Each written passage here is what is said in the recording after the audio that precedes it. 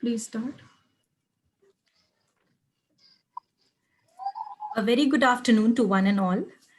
On behalf of the Center for Environment, Climate Change and Sustainable Development at Impact and Policy Research Institute, Terry School of Advanced Studies, and India Water Portal, I extend my warm welcome to you to episode 14 of the State of the Environment, #Planet Talks with me, Simi Mehta. This discussion series, The State of the Environment, is specifically curated to serve as a platform for transdisciplinary exchange of insights and to foster the convergence of natural and social sciences so as to generate awareness and produce knowledge on the environment of past, present, and future with an eye on sustainable development. That rivers are a lifeline for the people, but also as assemblages of invaluable biodiversity cannot be doubted or even underrated. Depleting and decreasing status of water resources has become a very critical issue in the 21st century. India, as we know, has abundant water resources, but over the decades, we have witnessed deepening of water crises in several parts of the country. Surplus in terms of floods and deficits in terms of droughts in different parts of India has generated the idea to divert the water from water starved areas to idea to divert water from water to the water starved areas from the water surplus river basins. While historically, this intriguing idea uh, has was first floated by Sir Arthur Cotton in 1858 to facilitate trade, nothing else. Yeah, but it did not see the light of the day. And then again, the idea received attention from 1970 onwards in independent India, when there was a demand to form a national water grid. The current government under the NDA 1 and NDA 2 has been proactively involved to implement the project of interlinking of rivers under the Ministry of Jal Shakti. In fact, an exclusive body to implement this has been proposed to be created called NERA, which in Hindi means water, and as an acronym, it means National Interlinking of Rivers Authority.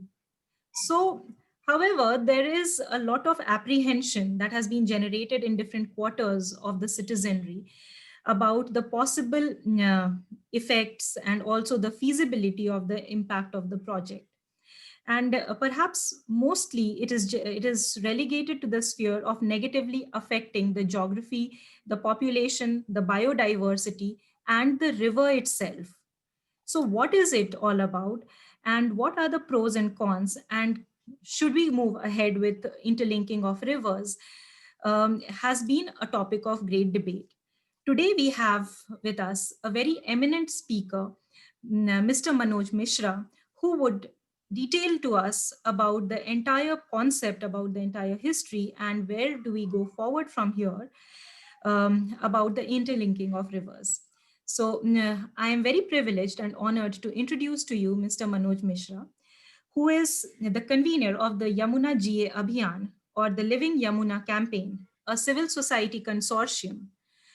Formerly, he was a member of the Indian Forest Service. Mr. Mishra is also a member of the Water Conflicts Forum and also of the organizing committee of the India Rivers Forum. And in essence, he is a river activist. Thank you so much, sir, for joining us this afternoon. And we are really privileged to have you speak about this very relevant and topical theme. With these few words, I invite you to make your presentation on interlinking of rivers, a flawed and avoidable concept. Thank you so much, sir. Thank you very much. Thank you, sir. Yes. Well, thank you very much for inviting me here and giving me this opportunity to talk about so-called interlinking of rivers project. Do I share my screen? Yes, you can, sir. Yeah.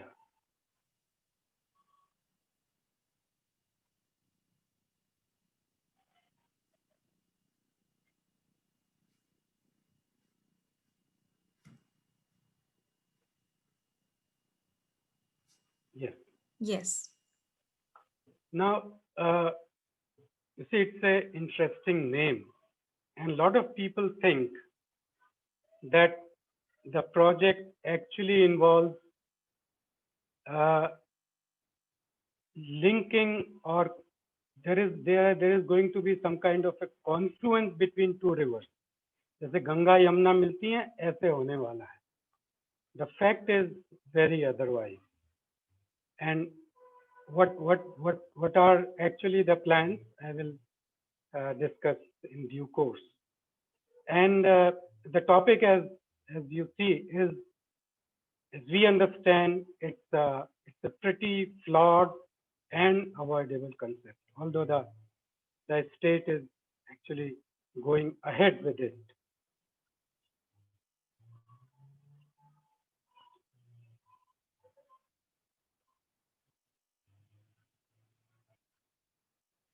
Yeah. Now, before I come to the actual topic, I want to talk about few caveats. And first is, you see, the Supreme Court of India has held that the doctrine of public trust, it's the law of the land. And the doctrine of public trust says that state do not own the natural resources.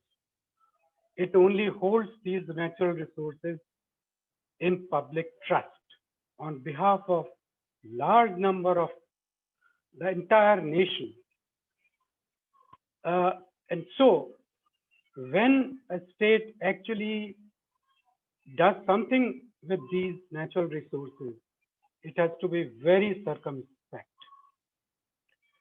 Also, the Article 48A of the Constitution of India says that the state has an obligation to protect and improve the environment and to safeguard the forest and wildlife of the country. And since rivers are one of the most critical natural resources in the land, so if we wish to interfere with them in one way or the another, then it has to be done with a lot of care and primarily based on good science. And let me also state that when we build a dam on a river, it fundamentally changes the character of a stream or a river. And for a river, it's a hugely traumatic experience. So with this as a caveat,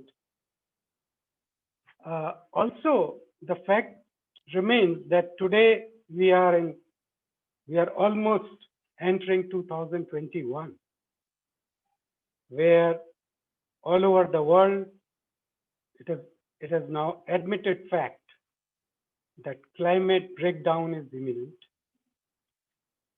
and forests and biodiversity, which includes aquatic biodiversity, are key to climate change mitigation and adaptation. And so in this scenario, in this situation,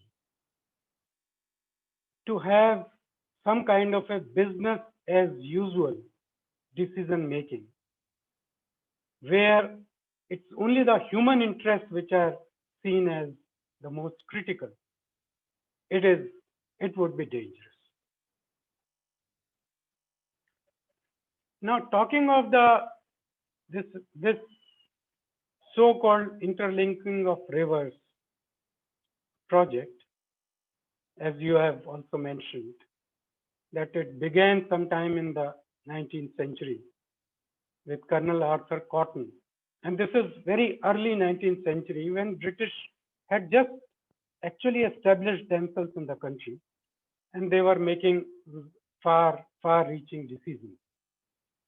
So Colonel Cotton suggested what was then called as an Odisha scheme, where he said that let us see if we can link Mahanadi and Godavari, Krishna with Kaveri. So that was the scheme. Although it did not go forward, but in the 1870s, the same Mr. Colonel Cotton actually realized that as a result of what he had done in Kaveri, in Godavari, and in Krishna River, there was, he said, some probable injury has happened to the coastal fisheries. So he had some second thought, and so he wrote back to his government, and he said, let's find out. And then one Mr. Francis Day, who was a fishery expert, he was sent to India, and he carried out his research in India, also in Burma, and he confirmed that what Colonel Cotton was fearing was correct. That as a result of the kind of interference that under his leadership had been done in these rivers, it had impacted the coastal fisheries adversely. Now, I will come back to this issue little later. Then it was post-independence in 1972 when Dr. K.L. Rao, he came up with this concept of national water grid. But it was rejected, saying that it is very expensive and it is not viable. There are a lot of lifts involved. Then later in 1977, there was this Captain Dastoor. He was an airline pilot. He came up with this Garland Canal scheme. And he said that the rivers of India could be actually linked in some kind of a garland system, which was also rejected as impractical. But in 1980, in the Central Water Commission and the Ministry of then what is called as irrigation, now it is Jal Shakti, a national perspective plan for water development in the country was prepared, which was primarily focused on these links. And in 1982, this National Water Development Agency was created as a society to implement what was recommended in the National Perspective Plan.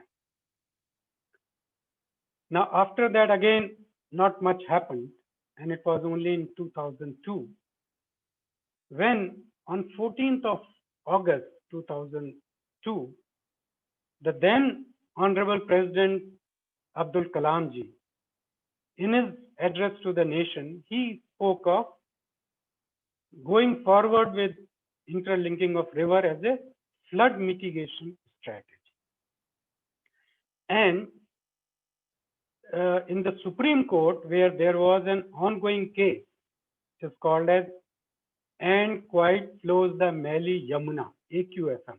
So it was a Yamuna case, where the amicus curiae, he actually referred to the suggestion of the president, and he said that the Honorable Court may consider directing the government to implement interlinking of rivers. And the Supreme Court took that suggestion and then sent out a notice to all the states saying that please tell us whether you are on with this project or not. And Supreme Court received only one reply of all the different states, and that one reply was, yes, we are in favor of this. And assuming that no reply from any other state means positive. So that is how Supreme Court said, okay, if you have not replied, we think that you are okay with it. And they said that the government should go ahead with it. Things happened, and it was again in 2012, where in the same case, the Supreme Court actually uh, gave very specific directions to the government, to central government, and observing few things. And let me just talk about that case a little bit, which I'm saying that these are the limitations of this order. It does two things. The order contradicts itself at several places. Now, you see, let me also say that when a court actually gives order, it gives order on the basis of the information that is provided to it.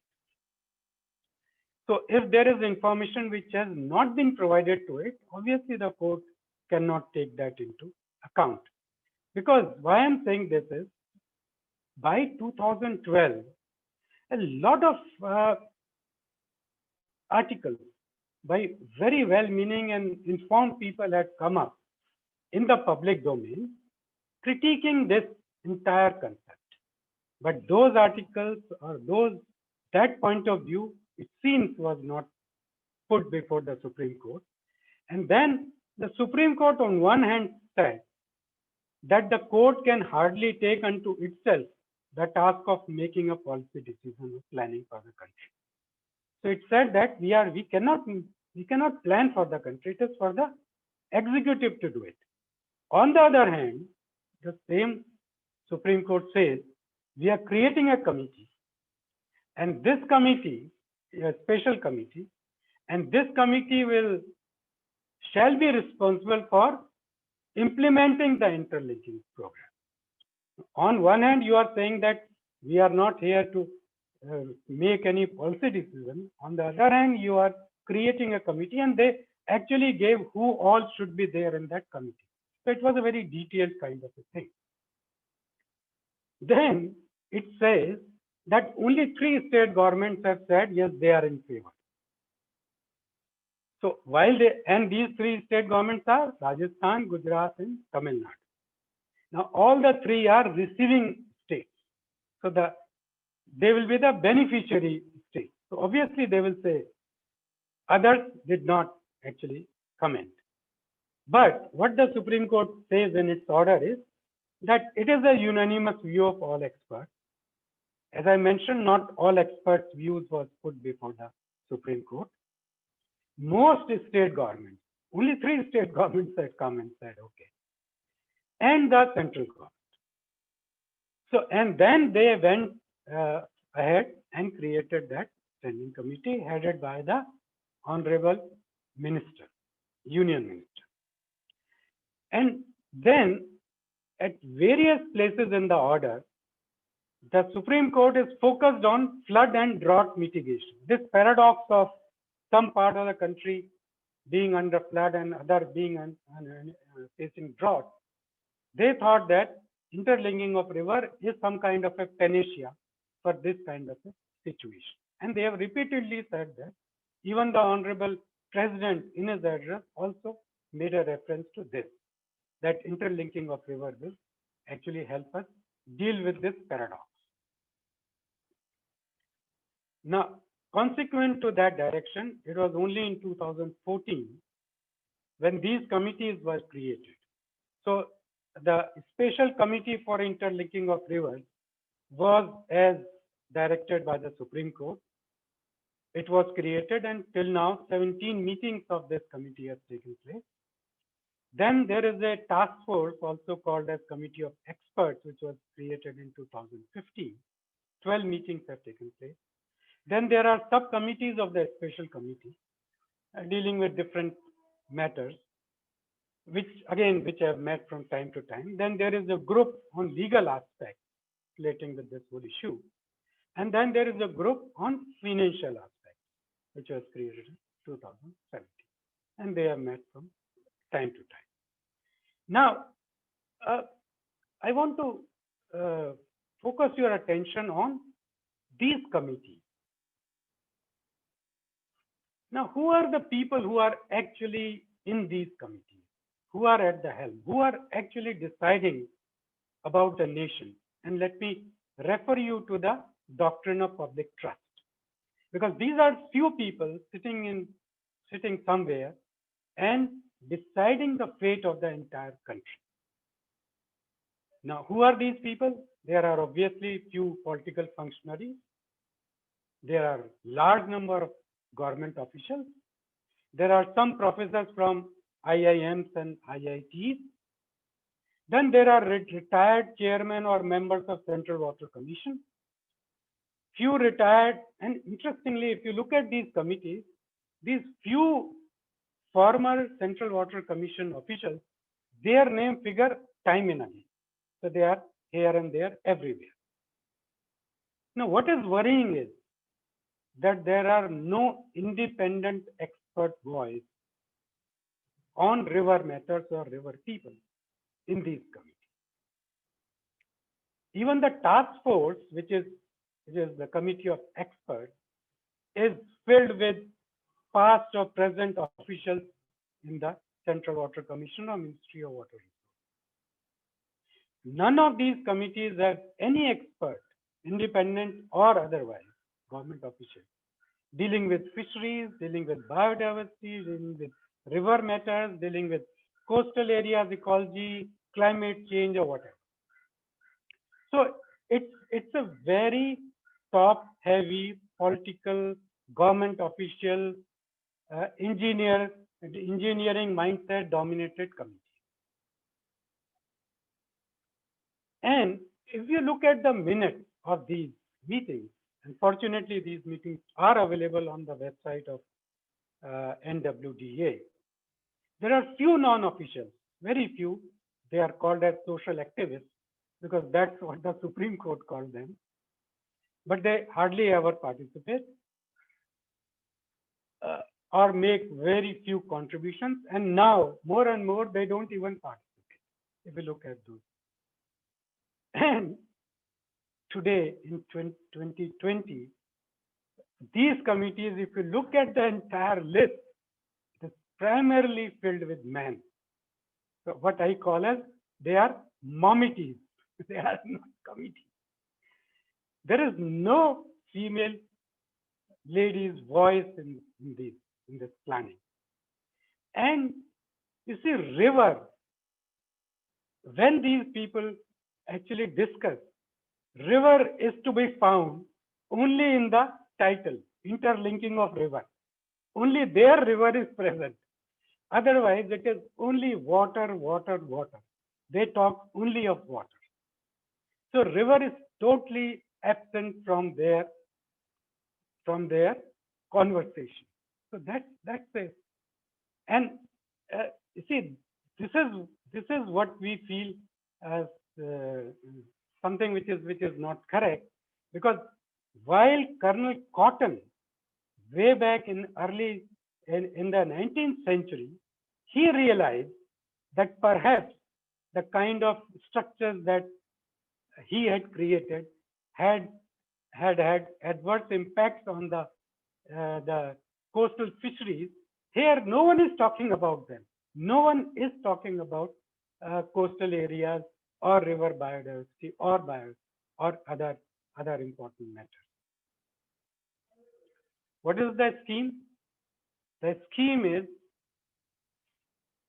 that around 3,000 dams, big and small barrages, will be created with and without reservoirs, and about 15,000 kilometers long canals would be dug to take water from one river basin to another river basin. So it is a project to transfer water long distance from what is called as a surplus river basin to deficit river basin at an today's estimated cost of 8.44 lakh crores. This is 2018. And this is only dealing with the cost of construction. So other costs which would deal with, because people would be relocated, they will have to be resettled. That cost is not involved here. There would be several other costs which would be involved. So, in essence, this is actually a dam, reservoir, and canal construction project. DRNC scheme. So it is, but it is continued to be called as ILR, interlinking of rivers.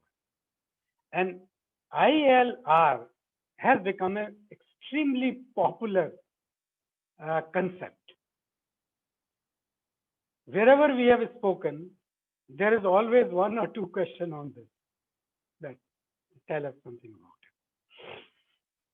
it. Now, all this construction activity, what shall it do? It is claimed that it will create an additional irrigation potential of about 25 million hectare of surface irrigation, about 10 million hectare of groundwater irrigation, about 34,000 megawatt of electricity generation, and it will improve the management of floods and drought. What is the rationale? From where it is originating, this scheme? One, it is a belief that water in a river flowing into the sea is a waste. That's one thing. So, because it is waste, so we must stop it from going into the sea and transfer it elsewhere. Second, that there are surplus and deficit basins in the country. So let us transfer water from surplus to deficit basins, and so that there may be some kind of a water equity in the nation. And the third is that water from flood-prone areas, it can and should be transferred to drought-prone areas in the country, which will be in mutual benefit. On paper, the third thing looks very attractive. And that's something which has actually made a lot of people convert to this scheme, where they say that flood-prone areas, water वहाँ से लोग लेके और drought-prone areas में ले जाओ, दोनों का काम पूरा हो गया. Now, what is the reality? Okay, these are the planned transfers. As you can see, this is called as the Himalayan component. This is called as the peninsular component. There are about 14 Himalayan component links, and there are about 16 peninsular component links. And as you can see, for us, these are like cuts on body India. And fortunately, they have given the right color to these cuts. And imagine, it is like Ulti Ganga Bahana. What we are doing from Mahakali, we want to take water to Rajasthan and bring to Sabarmati. Ulti Ganga Bahana. Again from here to Yamuna. Ulti Ganga Bahana. All our rivers flow like this, but we want to take water in the opposite direction. From Brahmaputra, we bring it like this. And then from Brahmaputra to Mahanadi, to Godavari, to Krishna, to Kaveri. These are the plans. Very ambitious plans. Nothing wrong in being ambitious, but what is the reality? The first thing, can ILR solve the paradox of flood and drought? Because this seems to be the most attractive part of this entire thing. Now, I don't have to say anything. Dr. Bharat Shah, who is Professor Emeritus at IIT Roorkee, he has said that any water resource engineer will immediately discard the idea of interlinking of rivers as a flood control measure. Period. And it is very easy to understand. You see, आपको एक flood में किसी नदी है, वहां से पानी लेके और दूसरी नदी में ले जाना है जो फ्लड में नहीं है. This is basically it is. आपके पास उतनी कैपेसिटी होनी चाहिए. You should have that much capacity. Now the problem is, the practical problem is that these canals that you want to dig, that will connect one river to another river, they have a upper limit, and the upper limit is that they can carry 10,000 cusac, at the maximum 15,000 cusac.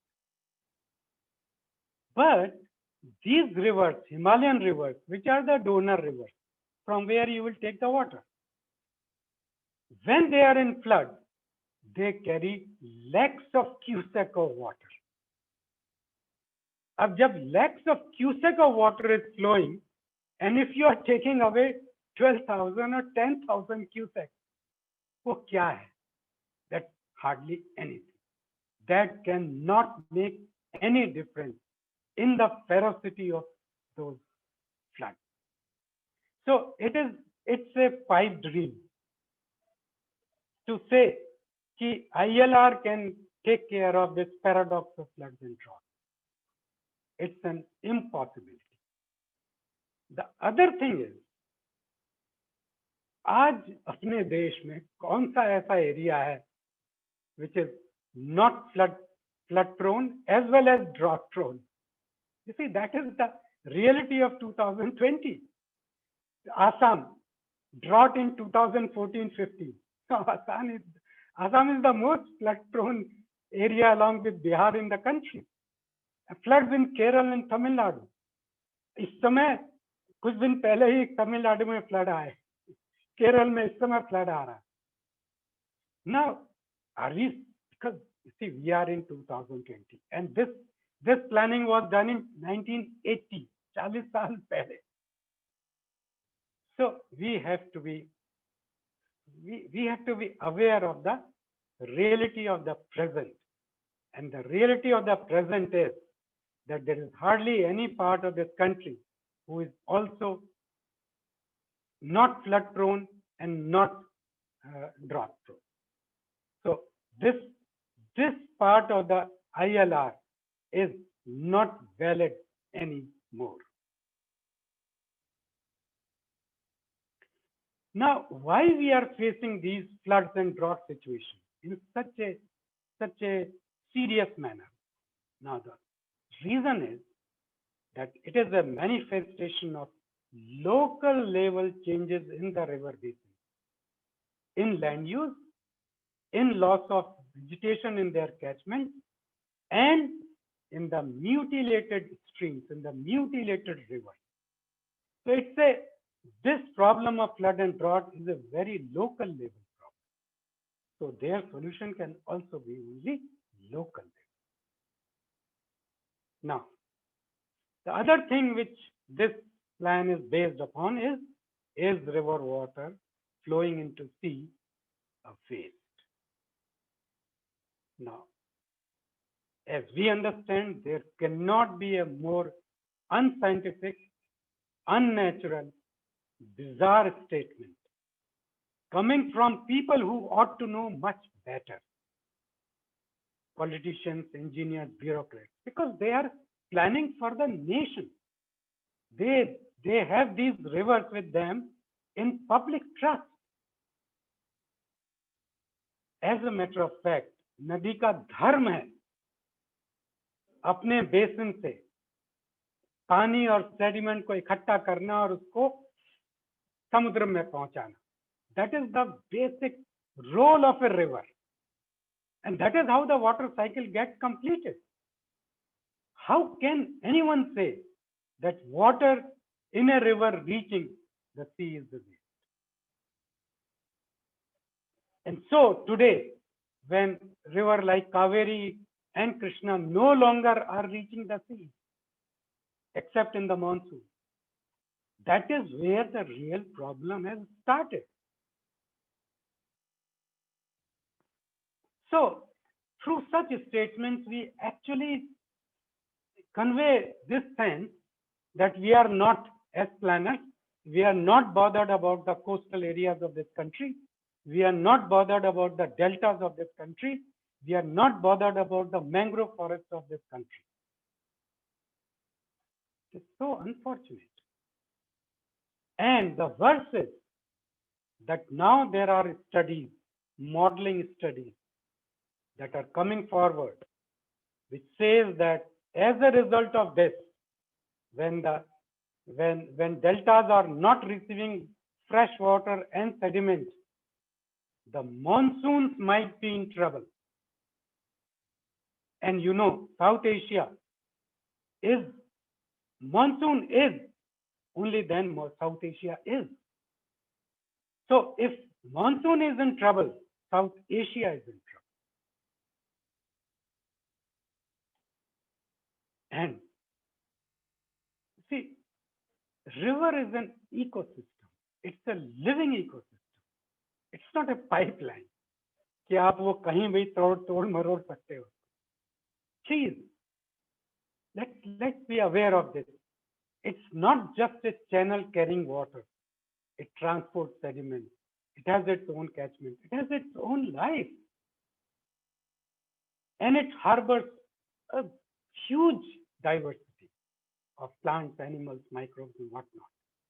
It is a natural, living, organic whole. It's a hydrological and ecological system. And it is part of the larger ecological system. And a river basin is formed as a result of various tributaries. So it's a very living, largish ecosystem. Then coming to this third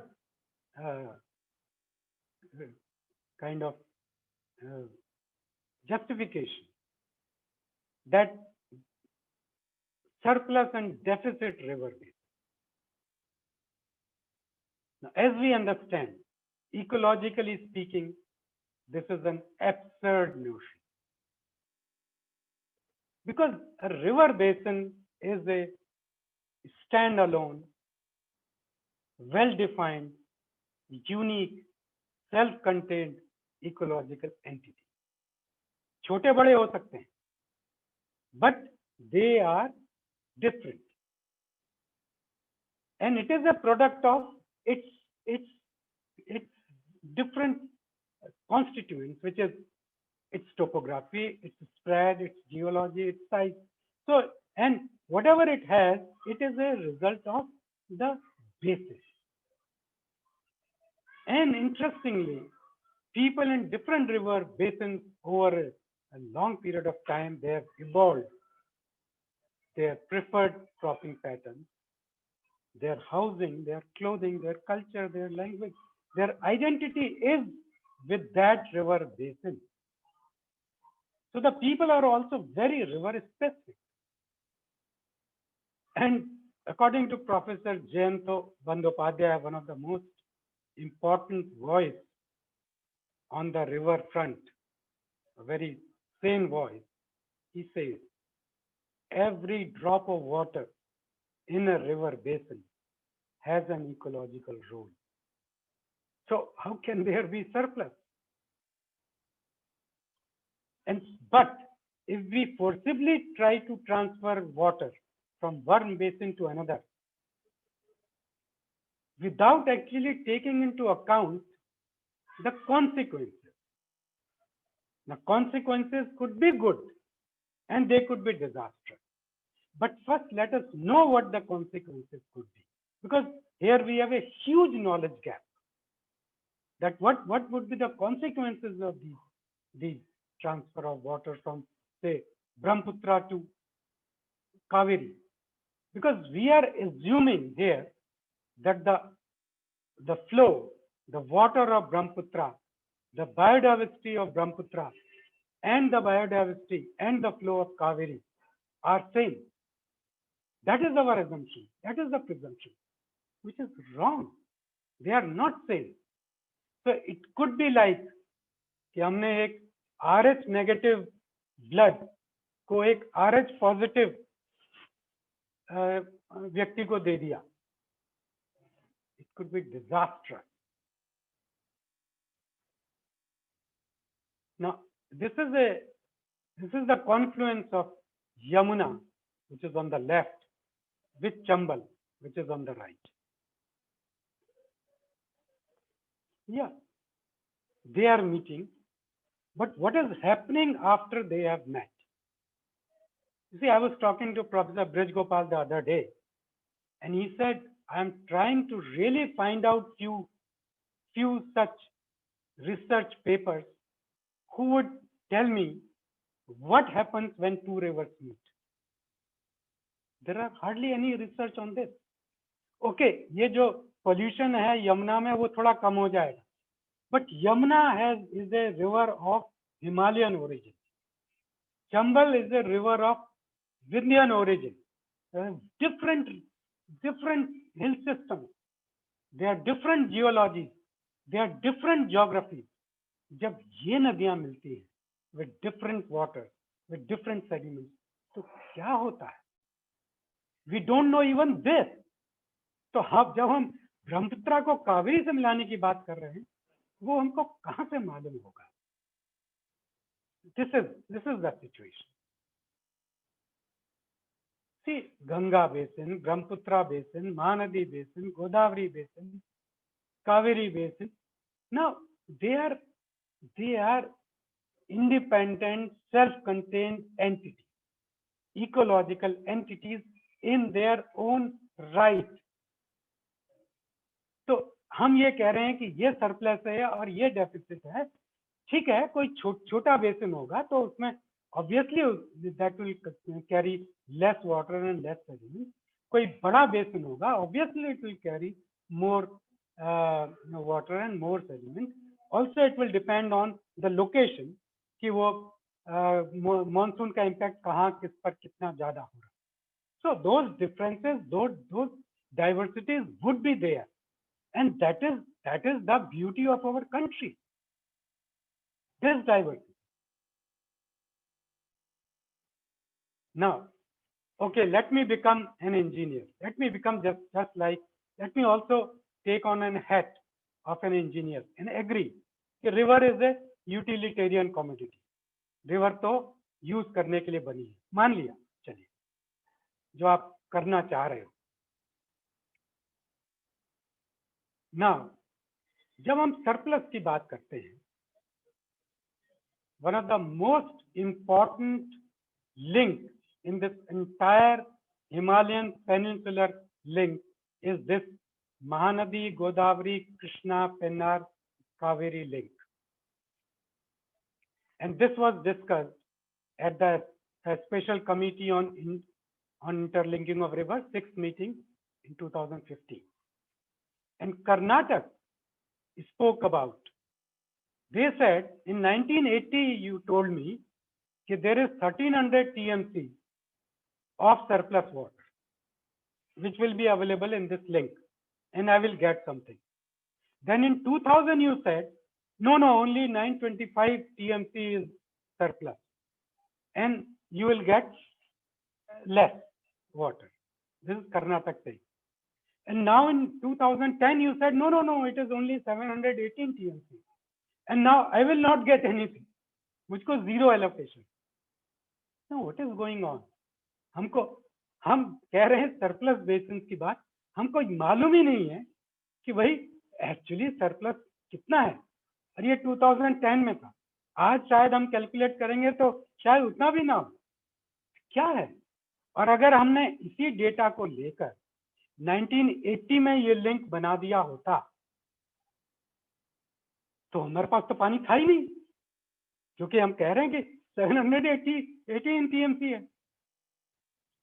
now जब ये बात हुई 2015 में, तो honourable union minister, जब उस समय उमा जी थी, उमा जी ने एक इंजीनियर साहब को कहा कि भैया तुम 2 महीने में जरा इस रिडल को सॉल्व करके दे दो कि एक्चुअली सरप्लस कैसे होगा, कैसे निकालेंगे हम सरप्लस. अरे हम 1980 से, तो 1980 में हमने क्या किया? हम जो बात कर रहे हैं कि हम जो है 35 मिलियन हेक्टेयर्स को हम इरिगेट करेंगे, was that incorrect? है, क्योंकि हमको मालूम ही नहीं था कि सरप्लस कितना है। हमने कहा 34,000 मेगावाट हम बिजली पैदा करेंगे, हमारे पास पानी नहीं है, हम कहाँ से पैदा करेंगे। फिर इवन टुडे इन 2020 बाद के जो मिनट्स आप पढ़िए, अभी तक ये डिसाइड नहीं हुआ है कि ये सरप्लस हम कैसे डिफाइन करें, कैसे आइडेंटिफाई करें, कैसे मालूम करें कि कितना सरप्लस है डिफरेंट लिंक्स में। अभी भी ये open, it's a open question. तो हम किस तरह से क्या कर रहे हैं, हम सरप्लस डेफिसिट बेसिन की क्या बातें कर रहे हैं, जो हमको यही नहीं मालूम है कि हमको ये डिफाइन कैसे करना है। और ये दिस डेफिनेशन कीप्स चेंजिंग, क्योंकि इन्हीं के डिस्कशंस में कई जगह आया है। कुछ ने कहा है कि ground water should be included, कुछ ने कहा नहीं ground water should not be included. So there is a hydrological confusion, getting confounded. Now, the fact remains कि 70 साल से हम बांध बना रहे हैं, हम सरफेस इरिगेशन के प्रोजेक्ट्स कर रहे हैं, 2 लाख करोड़ हम खर्च कर चुके हैं, और हम क्लेम करते हैं कि हमने 110 मिलियन हेक्टेयर सरफेस इरिगेशन की कैपेसिटी बनाई उन डैम्स को खड़ा करके। But the fact is that we have actually met only 64 million hectare. So जो डिलीवरी हुई है वो 64 मिलियन हेक्टेयर की हुई है अगेंस्ट 110 मिलियन हेक्टेयर। ये क्यों? क्योंकि जब हमने ये प्रोजेक्ट का बेनिफिट कॉस्ट रेशियो बनाया होगा तो हमने 110 मिलियन हेक्टेयर का बनाया होगा ना, तभी तो हमारा प्रोजेक्ट को परमिशन मिले होंगे। तो क्या हमने उनको इन्फ्लेट किया था? क्या हमारे पास वो पावर इतने वो पानी था ही नहीं? क्या हमारे वो जो परमिशन थी वो गलत थी? This is a much bigger larger question, जिसका कि आंसर पहले हमको देना पड़ेगा, जिस कि हम फ्यूचर में और काम करने लगे विदाउट रियली नोइंग व्हाट हमारा पानी एक्चुअली कितना है। जब हमारे पास ये लेसन्स हैं कि हमने इतनी कैपेसिटी बनाई पर हम उसको डिलीवर नहीं कर सकते, तो फिर first we must address this remaining question. Now let me come to a very specific example. How am I doing on time please? So please go on, please continue. Yeah. Okay, thank you. Now this famous Ken Betwa link, इसके पीछे सब लगे हुए हैं। उमा जी तो इसको कहते कहते वो तो मिनिस्टर ही नहीं रही। और ये सामने देखो, कोई बच्चा भी कहेगा कि हम क्या बात, हास्यास्पद बात है। बेतवा बेसिन, केन बेसिन बिल्कुल बाजू बाजू के बेसिन है। बेतवा बेसिन दिखने में ही बड़ा बेसिन है, केन बेसिन दिखने में ही छोटा बेसिन है। अब छोटा बेसिन के पास बड़े बेसिन को देने के लिए सरप्लस पानी कहां से आएगा भाई? हाउ कैन ए स्मॉल ना, एक पतला आदमी है और एक मोटा आदमी है। आप कहो पतले आदमी को कि भाई तू जो है ये मोटे आदमी को अपना खून दे दे, वही बात हो रही है केन बेतवा को लेकर ना। एक पतला आदमी एक मोटा आदमी को सपोर्ट कब कर सकता है? कब करेगा? जब मोटा आदमी जो है वो बीमार हो जाए। अगर मोटा आदमी बीमार हो जाए तो पतला आदमी उसको सपोर्ट कर सकता है। वही यहाँ पर है। बेतवा बेसिन क्योंकि हमने ओवर डेवलप कर दिया है, मतलब इरिगेशन में एक टर्म है डेवलपमेंट ऑफ द बेसिन। उसका एक्चुअल मीनिंग होता है कि हमने उसकी जितनी नदियां हैं उनको बीमार कर दिया है, उन पर सब पे डैम बना दिए। यह मतलब है डेवलप करने का। तो क्योंकि बेतवा बेसिन आप देख ही रहे हो, इतना बड़ा, इतने बड़े ये इतने सारे इस पर डैम्स और रिजर्वायर्स बने हुए हैं। अब बेचारे केन पर अभी डैम्स और रिजर्वायर्स नहीं बने हैं, तो बेतवा बेसिन क्योंकि बीमार है, इसलिए ये हुआ कि भाई केन बेसिन से जो अभी बीमार नहीं है उससे कुछ पानी खींच लो। और बहाना क्या है कि हम बुंदेलखंड में पानी की जो समस्या है उसका समाधान ढूंढ रहे हैं, और केन बेतवा लिंक से वो समाधान मिलेगा। मैं आपको उसका रियलिटी बताता हूं। बुंदेलखंड कहाँ है? ये एरिया है बुंदेलखंड ऊपर का, ठीक है। Now this is the reality of Ken Betwa link proposal project. This is from the DPR, detailed project report. The main objective of Ken Betwa link project is to make available water from surplus to deficit areas of upper Betwa basin through substitution from surplus water of Ken basin. Now, substitution का मतलब यह है कि हम किसी नदी से पानी निकालेंगे और कहीं और हम डैम बनाएंगे और वहां पर पानी को इस्तेमाल करेंगे। उसको मैं भी समझाता हूं आपको अच्छी तरीके से। इसमें कुछ डेटा है कि कितना कितना कहां कहां जाएगा। ये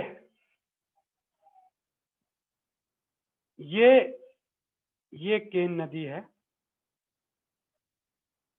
ये बेतवा नदी है, ठीक है। बेतवा पे ये बने हुए दो बड़े डैम हैं और फिर छोटे छोटे डैम भी हैं। एंड ये पूरा बुंदेलखंड का क्षेत्र है, ठीक है। प्लान ये है कि इस जगह केन के ऊपर एक बांध बनाया जाएगा और उस बांध से इस तरह का कैनाल बना के यहां बेतवा में डाला जाएगा, ठीक है। अगेन अच्छी चीज है, इन्होंने इसको रेड कलर ही दिया है, इट्स ए कट।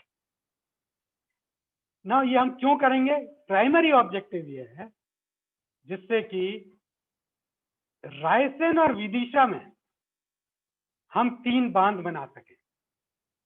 रायसेन और विदिशा का बुंदेलखंड से कोई लेना देना नहीं है, तो यहां पर क्योंकि हम बांध बना सकें, इसलिए हम केन से पानी निकाल के बेतवा में डालेंगे। क्यों हम डालना चाह रहे हैं? क्योंकि एक इंटर स्टेट एग्रीमेंट है मध्य प्रदेश और यूपी के बीच में कि इतना बेतवा का पानी यूपी को मिलेगा। अब अगर ये यहाँ बांध बना लेंगे तो उतना पानी कम हो जाएगा बेतवा में, तो वो यूपी को नहीं मिलेगा। वो पानी चाहिए कहीं से, वो पानी कहाँ से लाएंगे? वो पानी हम केन से लाएंगे। तो केन का पानी लेके हम बेतवा में इसलिए डाल रहे हैं कि यूपी का जो पानी जाना था बेतवा से वो कम ना हो जाए और हम अपने यहाँ बांध बना लें। तो सब खेल जो है बांध बनाने का है, और इसको बुंदेलखंड से कोई लेना देना नहीं है।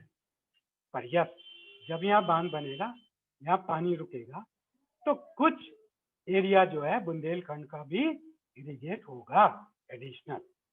पर वो सब तब होगा जब उतना पानी होगा, क्योंकि पहला पानी तो यहाँ जाएगा, अगर उसके बाद बचेगा तब शायद यहाँ पर होगा। अब आगे इसकी कहानी देखिए। इसी केन के ऊपर बहुत पुराना एक बैराज बना हुआ है, बरियारपुर बैराज, इरिगेशन बैराज, जिसकी करीब 59 किलोमीटर की कैनाल है। इसका 960 किलोमीटर लॉन्ग इसका डिस्ट्रीब्यूशन सिस्टम है। और जब ये प्लान हुआ था, जब ये बना था, तो उस समय इसका जो कमांड एरिया है, मतलब जितने एरिया में इसको इरिगेट करना था, 2,29,360 hectare was the planned command that it will benefit 2,29,360 hectares. But the fact on the ground is that it has been able to irrigate only 66,000 hectares against a projected command of 2,29,000. It has done only 66,000 with a maximum of 86,000 hectares in few years. This is the reality of our surface irrigation project.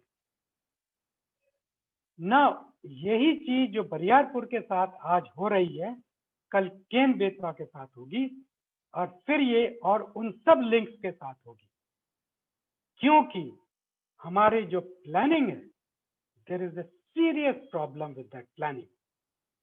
It seems that all our plans are inflated. So, as Professor Brij Gopal says, that it is ridiculous to think that the river, which could not feed the command area of one canal system, has so much surplus water that it can be diverted through a high dam to irrigate additional 3 lakh hectares. अरे जब बरियारपुर में ही आप 2,29,000 hectare को नहीं meet कर पाए, जो कि आपका प्लान थे, तो आप ये कहां से एडिशनल पानी आप कहां से लाओगे? And funnily, the hydrological studies on this river from 1982 to 2010 by 5 different organizations, they have found 5 different results ranging from 4,490 MCM to 6,590 MCM. मतलब इतना वास्ट डिफरेंस है इन अवर नॉलेज कि भाई इस पानी में, इस नदी में सरप्लस पानी है कितना. And today our plan is based on this 6,590 MCM. अब अगर इतना पानी नहीं निकला तो ना बेतवा को मिलेगा, ना आपके इरिगेशन को मिलेगा, बांध तो बन जाएगा, केन नदी तो मर जाएगी. और कौन मरेगा? पन्ना नेशनल पार्क. बिकॉज ये डैम जो है पन्ना नेशनल पार्क की छाती पे बन रहा है.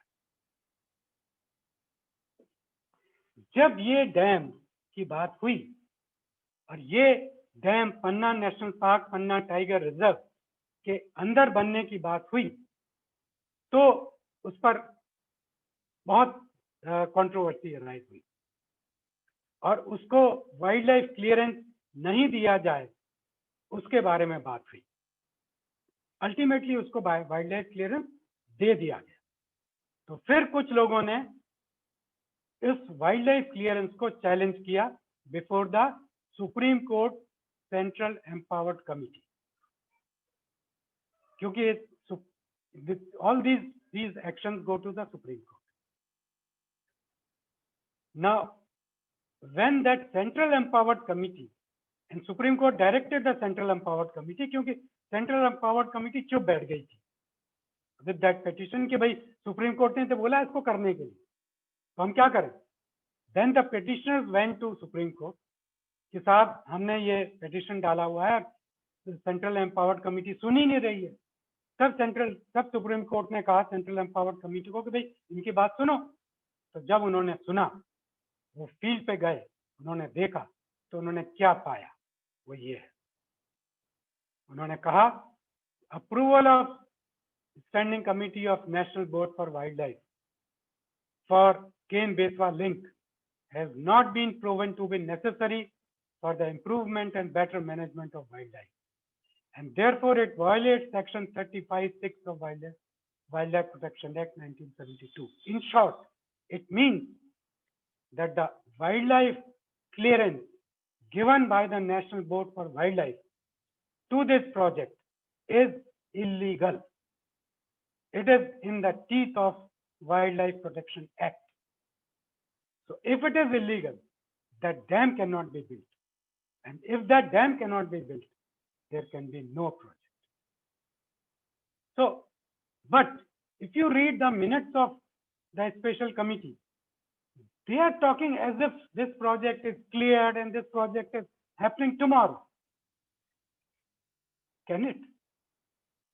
Then the same committee says, alternative to the main objective of the project proposal of irrigation have not been examined by the project proponent. The present proposal may not be the best possible option for addressing the livelihood and development of the region. Adverse impact of the Ken-Betwa link on the ecology and environment of the Panna National Park and the Ghadial Sanctuary are irreversible. So it cannot be mitigated in any manner. जब ऐसी स्थिति है तो हम कैसे सोच बैठे हैं कि this project can go forward? But जो उस कमिटी में जो लोग बैठे हैं, जो डिस्कस कर रहे हैं और जो इस प्रोजेक्ट को अपना फ्लैग अपना फर्स्ट पॉसिबल प्रोजेक्ट मान रहे हैं, वो इन सब चीजों को देख ही नहीं रहे हैं, इन सब चीजों को इग्नोर कर रहे हैं. क्या कहते हैं कि ऑल्टरनेटिव की बात तो हम डिस्कस कर रहे हैं. अरे भाई, ऑल्टरनेटिव के अलावा भी तो और चीजें हैं. और ऑल्टरनेटिव की जब वो बातें करते हैं तो वो कहते हैं कि हम ऑल्टरनेटिव ये के लिए भाई ये बांध यहाँ नहीं तो यहाँ बना दो, इस बांध की हाइट इतनी नहीं तो इतना कर दो. वो ये कभी नहीं कहते कि हम ऑल्टरनेटिव में नो प्रोजेक्ट ऑल्टरनेटिव भी देख रहे हैं कि क्या हम इस प्रोजेक्ट के ऑब्जेक्टिव बिना प्रोजेक्ट के भी मीट कर सकते हैं. इस तरह की बात कभी भी किसी भी ऐसी कमिटी में नहीं होती है. और let me take you back to the doctrine of public trust. You are discussing things on behalf of that public which has no knowledge what you are doing. So you have to do it in good faith, with good knowledge, with good intent. ये नहीं कि किसी तरीके से धक्का पिला दो इस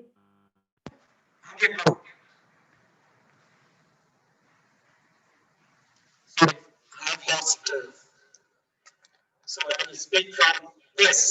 Is my voice clear? Yes, but there's some disturbance in the voice.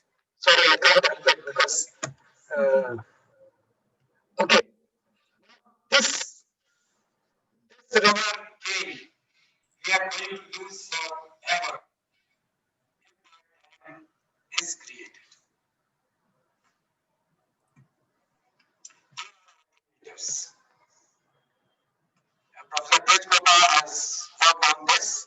There are several alternatives, including thousands of large and small dams, which were built by Jambalas and Bundelas in Bundelkhand. उनके revival से there are NGOs like अपना तालाब जिन्होंने बहुत सारे farm towns बनाए, and with those farm towns, those farmers are able to actually irrigate their areas. So alternatives to this link project exist for Bundelkhand. Now, where have we gone wrong? You see, we have pockmarked our niche. 5,000 plus dams and barrages all over the country. तो ये peninsular नदियों को तो बयान होना ही था. जहां कहीं भी बाढ़ आ सकता है तो उससे बना दी. नॉर्थ ईस्ट में नहीं है बस. Sir, can you check your audio, please? Such a wonderful presentation. We don't want to lose on this. I'm really sorry. Let me try another icon. No problem. Yes, sir. If possible, otherwise no problem.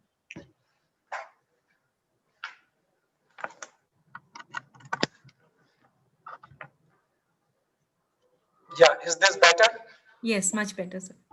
Okay. Some echo is coming.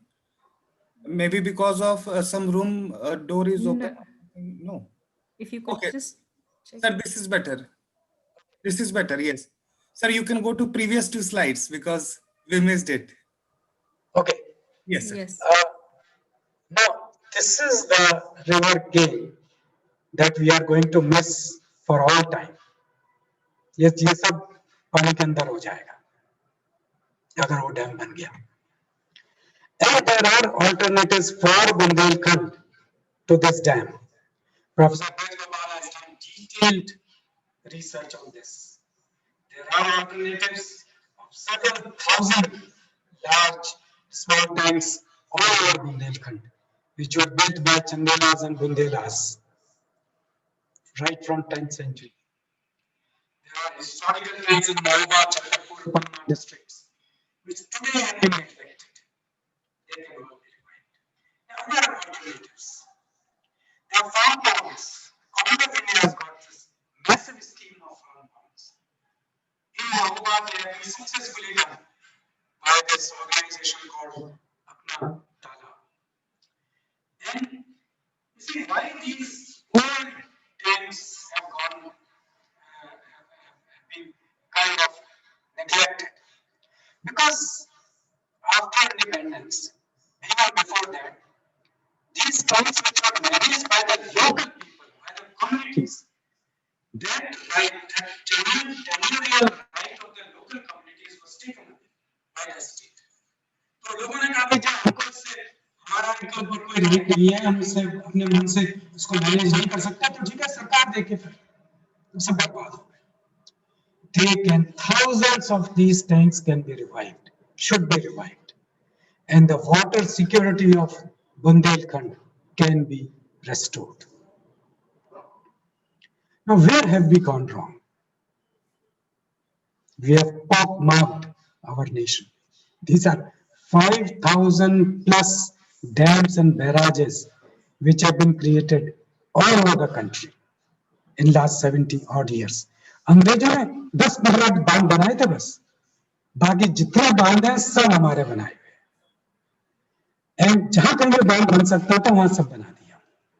तो ये जो peninsular reason की नदियां थी उनको तो बिगाड़ होना ही था. और अब से ब्रह्मपुत्र एरिया यहाँ से हम पानी खींच कर चाह रहे हैं कि हम यहाँ ले आए, यहाँ से पानी हम खींच के चाह रहे हैं कि हम यूं करके यहाँ ले जाए, गुजरात के साबरमती को ले जाए, ऐसे करके.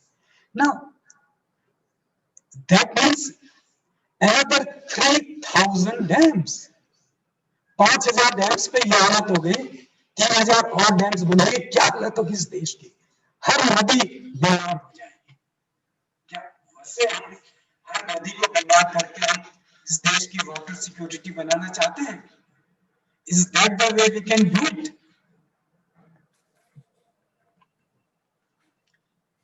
You see, what does a dam do to a river system? And this is from World Commission on Dams. उनकी रिपोर्ट है.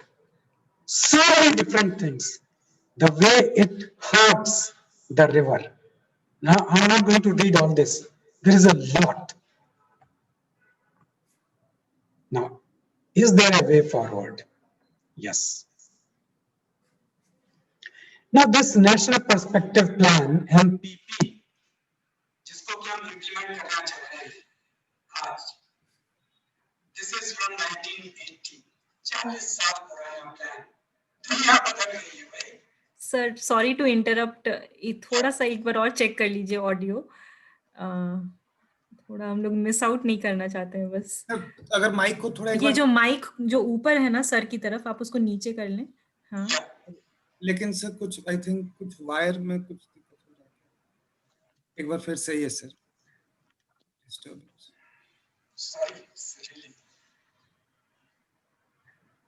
Sir, please try to speak anything. No. Is it better? Sir, you can also remove it, then try again. Is Yes. it better? Sir उसको निकाल ही दीजिए वहां से, device से, उसका जो प्लग था. Hello. Now it is much better, Simi. नहीं नहीं नहीं, Disturbance is still. आपने अनप्लग किया सर? No can't hear. इसका सर ऑडियो जैक निकाल दीजिए अगर कंप्यूटर से. हाँ उससे क्या होगा? हेलो, नहीं तो वो लैपटॉप का साउंड सिस्टम से होगा. नहीं तो सर ने is कुछ it okay? Yes sir much okay Okay. Yes So Okay. there is a way forward. 40 साल पुराने प्लान को हमको रिजेक्ट मतलब इग्नोर करना होगा. It is a course as you understand. Mhm. Create a new, fully representative expert committee. Let there be water engineers, yes, they should be there. Let there be river ecologists. Let there be forestry experts. Let there be fisheries, biodiversity, river morphology, coastal area.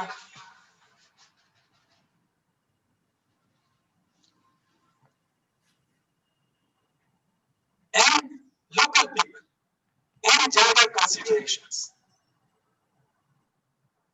So let there be a representative panel and let them create a new NPP, which is of the 21st century, not of the 20th century. And even then, water transfers, if a they will still be required, then they should be a rarity and the very last option. अगर कुछ नहीं हो रहा है किसी area के लिए, then only long distance water transfer should be allowed. And all existing plans, including Plan Betwa, should be put on hold till that new national plan, perspective plan on water development is in place. And let us not forget that the rivers in South Asia, especially the Himalayan rivers, which are the bigger rivers in our language, not in our language, are transboundary, they are transnational, and we cannot ignore this fact. Now, there are some boundaries, as we understand. Whenever we plan a large-scale project, not just an irrigation project, any project, so we must ask ourselves, is it based on good science?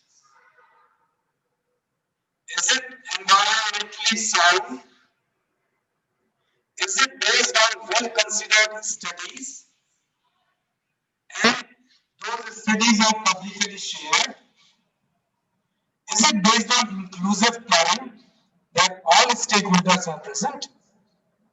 Is it based on good social economics?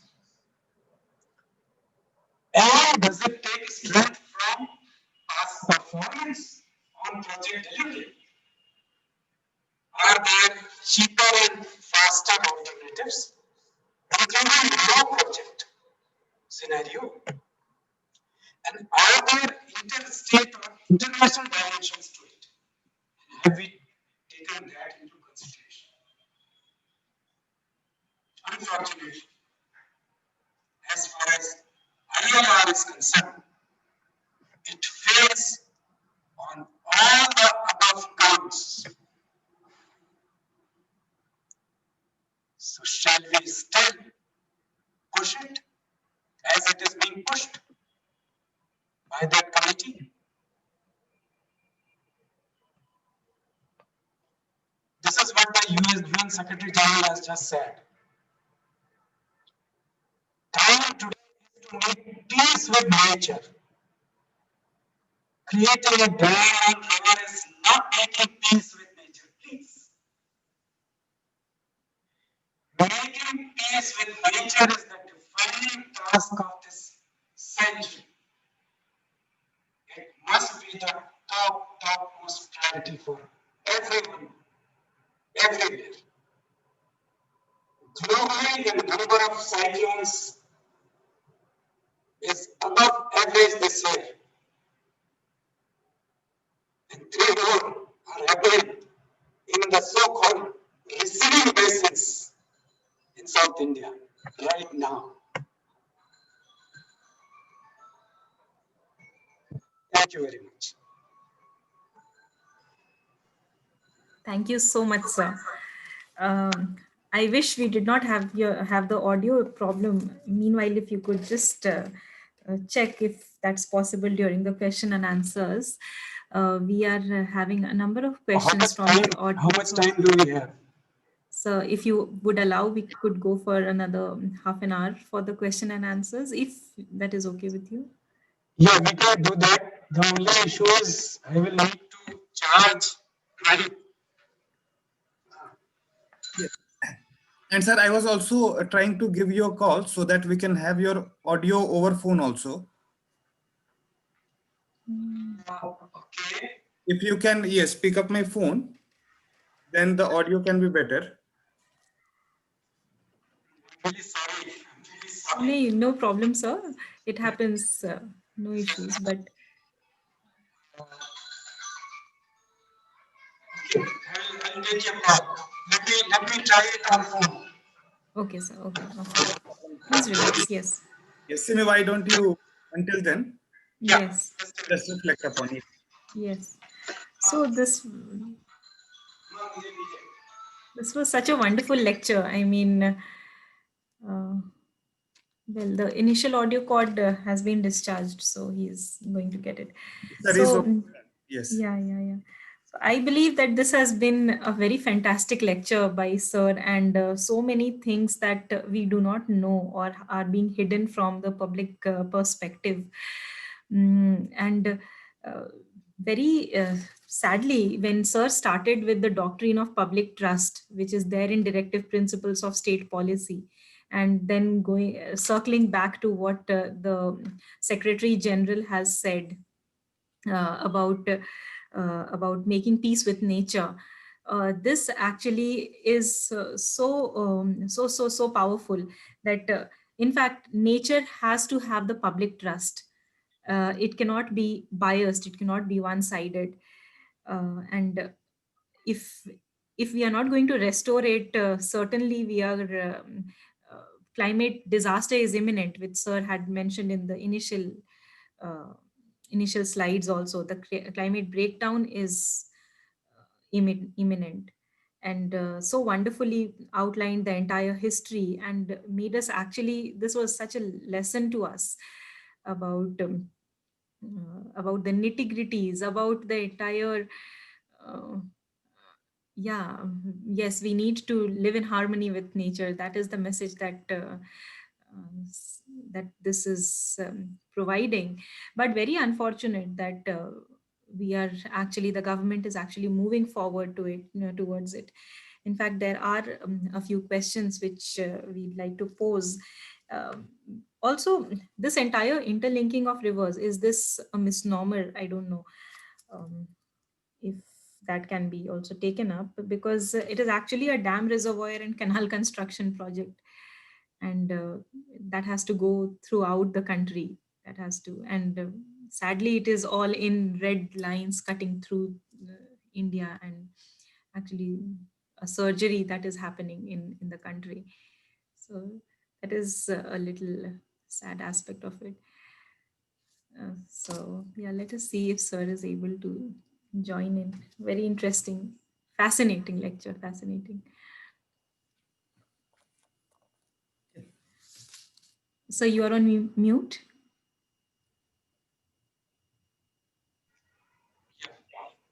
Yes, sir.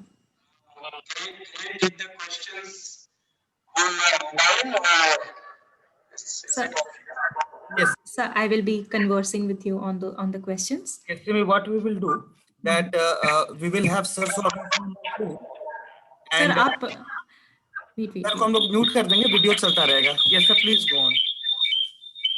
Okay. Yes. Okay. Sir, let the phone also be there. You can hear us. Yes, sir. Sir, am I audible to you? Okay, okay, okay. So, uh, is it okay like this to continue, or how do we? Or let's say use mic only. नहीं तो it will be too much of echo, so we'll not be able to have sir's Okay, sir. clear audio. So you can unmute and cut the call. Maybe it will be better. Yeah, yeah. Yes. Okay. No problem. Yeah, we are just hit and trial, whatever works best. Really sorry. This is No problem, sir. No problem at all. So that really helps. It is a blessing in disguise to have you again. So, sir, thank you so much for your wonderful and fascinating lecture. I was just trying to fill in by during the time when you were not here. So, the when you started with the doctrine of public trust in the first slide, and then you ended with how we need to make peace with nature. It is actually nature is wanting to establish public trust, that we need to, nature needs, or it is seeking, it is soliciting public trust. And what we are doing through this cross cutting and surgery of the entire country, it is actually like nature is trying to is actually crying out aloud, to, if I could draw that parallel. And certainly, if we go ahead in this kind of a scenario, we are going to see, and climate breakdown is certainly imminent. Thank you so much, sir. You have outlined the history of the entire ILR concept. And I don't know whether it is a misnomer or not. It is rather a dam, reservoir, and canal construction project that the entire country is waiting to happen, instead of interlinking of rivers. And yes, in fact, yes, river is a natural organism. It is organic. And in fact, Professor James C. Scott, in his very famous book he had in the praise of floods, the study of rivers and civilization, he is an award-winning writer, in fact, and he has mentioned that floods are actually not disturbances. In fact, whatever we are doing to control the floods in the name of floods, these are actually the perturbations which disturbs the natural phenomenon of floods. And certainly, if it is going on to the sea, it is a natural phenomenon of water cycle that you have mentioned so clearly. So any sort of human engineering that goes on is actually the perturbation. It is actually a disturbance, and that is going to have disastrous impact on the entire ecosystem. So thank you very much again, sir. I'll just pose a few questions. If you could just briefly reflect upon those. You mentioned the very interesting term momities, and thank you for coining this word. I was just curious to know that have you ever been a part of such momities? And because you have mentioned that no independent voice or no civil society or local bodies who actually are living close to the rivers or who are actual stakeholders of that particular area, and top heavy approach is being adopted, they have not been called for such meetings, or they are just being sidelined, or going ahead, not the social activists do not participate in such meetings. So what has your personal experience been, if any, in these momities? have I been part of any of the committees? Is this you are asking? Have I been part of Yes, yes, any of these yes, committees? yes, yes. And what has been your experience in it? Uh, some committees, yes. And it's a fact that these committees actually take decisions which are not fully informed. Sometimes I actually try to make this point in these committees that you see we don't have all the different stakeholders present here. And so we have to be extra cautious of of what we decide, because the public trust is on us. So yes, it's we have experienced such committees, and it's not a good experience. Okay, so noted, sir. Thank you so much. So as we have seen through your presentation and elaborate presentation rather, that the negatives of the entire ILR concept is far greater than any positives that have been touted. Could you highlight any plausible reason that is being taken up, or that is being the causal factor, that why is the government so hell-bent in taking it up so actively? And there is one anecdote that I would want to share with you about this interlinking of river. One person was just telling me that, okay, this is nice idea that wherever I am, मुझे तीर्थ जाने की जरूरत नहीं होगी, गंगा में कहीं से भी नहा सकता हूँ, right? Because ब्रह्मपुत्र का पानी है या उसका पानी है, ultimately it is all Ganga river, so it is good for me. So is the government playing out in such sort of public emotions and sentiments, or what is it? Why is the government so hell-bent on this? You see, it is an unfortunate fact of today that governments all over, not just in India, governments all over are interested only in big projects, large projects. And what could be bigger, larger than interlinking of rivers? So, and then some of these, you see, if you read the minutes of these committees, many times when we refer, it is somebody's dream. It's a dream project. You cannot devastate the nation to fulfill somebody's dream. That dream is horrific. For God's sake, let us not.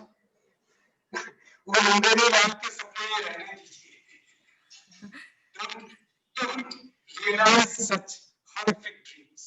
Yes, sir. Absolutely. So you see, these are the kind of questions, these are the kind of excuses or justifications which are given.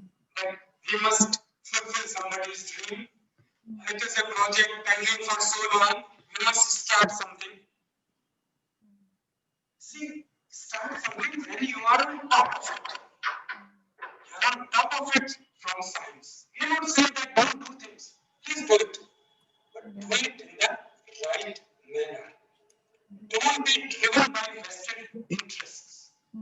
It seems that many times such projects are vested interest driven. So that is not the public trust which has been put on you. So that's the problem with these large projects. Often they are driven. As I mentioned, you see, these are just 4 or 5 people in these committees, former technocrats, who are dragging the whole process because they are personally wedded to this project. It's fine. When you are in service, you thought that this was a good project. You wanted this to be taken forward. In your own understanding, it is fine. But keep an open mind. Don't act with closed mind.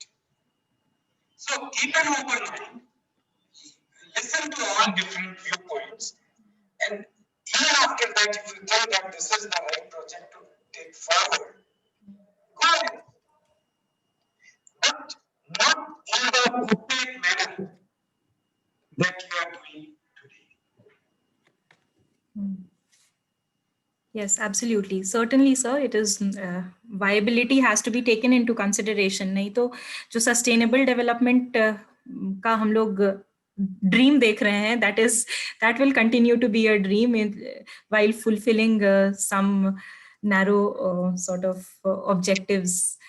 और फिर अभी तो मतलब some people will live to another 10, 15, 20 years or another 50 years और उसके बाद सब disaster हमें देकर जाएंगे, for future generations को देकर जाएंगे. So this is so sad.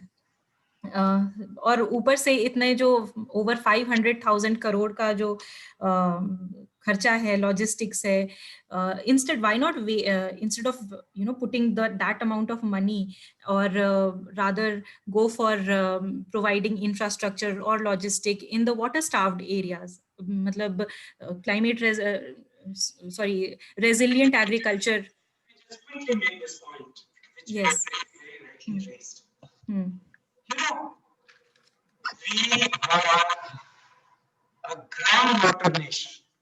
Hmm. We are never a surface water nation. Hmm. We never took any water away from our rivers.